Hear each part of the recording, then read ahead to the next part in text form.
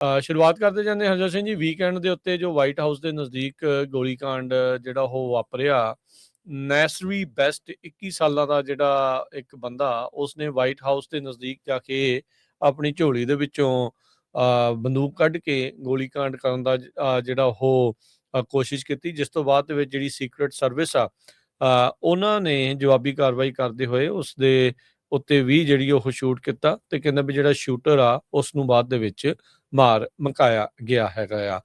ਇਹ ਜਿਹੜਾ ਸ਼ੂਟਰ ਆ ਉਸ ਦੇ ਬਾਰੇ ਇਹ ਪਤਾ ਲੱਗਾ ਆ, ਕਹਿੰਦੇ ਵੀ ਉੱਦਾਂ ਤਾਂ ਉਹਦੇ ਕਲੋਜ਼ੈਸਟ ਫਰੈਂਡਸ ਤੋਂ ਵੀ ਇਹਦਾ ਕੰਟੈਕਟ ਟੁੱਟ ਚੁੱਕਾ ਸੀਗਾ 21 ਸਾਲਾਂ ਦੇ ਬੈਸਟ ਨਾਂ ਦੇ ਇਸ ਬੰਦੇ ਦਾ।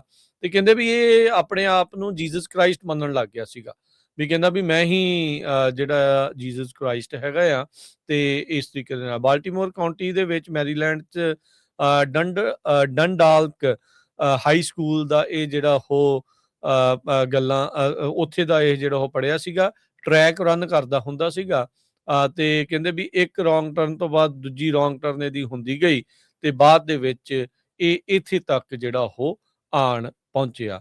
ਸੋ ਪੁਲਿਸ ਨੇ ਇਸ ਨੂੰ ਬਾਅਦ ਦੇ ਵਿੱਚ ਗੋਲੀ ਦੇ ਨਾਲ ਜਿਹੜਾ ਉਹ ਮਾਰ ਮੁਕਾਇਆ ਸੀ। ਇਹ ਸ਼ਨੀਚਰਵਾਰ ਦੀ ਜਿਹੜੀ ਹਰਜੋਤ ਸਿੰਘ ਜੀ ਘਟਨਾ ਆ, ਵਾਈਟ ਹਾਊਸ ਦੇ ਨਜ਼ਦੀਕ ਇਹ ਗੋਲੀकांड ਜਿਹੜਾ ਉੱਥੇ ਵਾਪਰਿਆ ਸੀਗਾ। ਸੋ ਇਹ ਕਹਿੰਦੇ ਵੀ ਇਸ ਤਰੀਕੇ ਦੇ ਨਾਲ ਪਹੁੰਚ ਕਿੱਦਾਂ ਗਿਆ, ਇਸ ਦੇ ਬਾਰੇ ਜਿਹੜੀਆਂ ਸਾਰੀਆਂ ਚੀਜ਼ਾਂ ਆ ਉਹ ਚੀਜ਼ਾਂ ਜਿਹੜੀਆਂ ਉਹ ਸਾਹਮਣੇ ਆ ਰਹੀਆਂ ਹੈਗੀਆਂ ਆ। ਪਰ ਇਹ ਆ ਵੀ ਇਹ ਜਿਹੜਾ ਸਸਪੈਕਟ ਆ, ਕਿਉਂਕਿ ਉਹ ਹਰਜੋਤ ਸਿੰਘ ਜੀ ਉਦੋਂ ਬਹੁਤ ਸਾਰੇ ਜਿਹੜੇ ਵੀਡੀਓਜ਼ ਜਿਹੜੀਆਂ ਉਹ ਸਾਹਮਣੇ ਆਈਆਂ, ਖਾਸ ਕਰਕੇ ਜਿਹੜੇ ਕੁਝ ਪੱਤਰਕਾਰ ਆ ਉਹ ਜਦੋਂ ਇਨ ਹਾਊਸ ਤੋਂ ਵਾਈਟ ਹਾਊਸ ਤੋਂ ਰਿਪੋਰਟਿੰਗ ਕਰ ਰਹੇ ਸੀ, ਉਹਨਾਂ ਦੀ ਰਿਪੋਰਟਿੰਗ ਦੇ ਵਿੱਚ ਪਿੱਛੇ ਲਾਈਵ ਜਿਹੜੀਆਂ ਗੋਲੀਆਂ ਚੱਲਦੀਆਂ ਦੀਆਂ ਜਿਹੜੀਆਂ ਉਹ ਆਵਾਜ਼ਾਂ ਆਈਆਂ ਸੀਗੀਆਂ।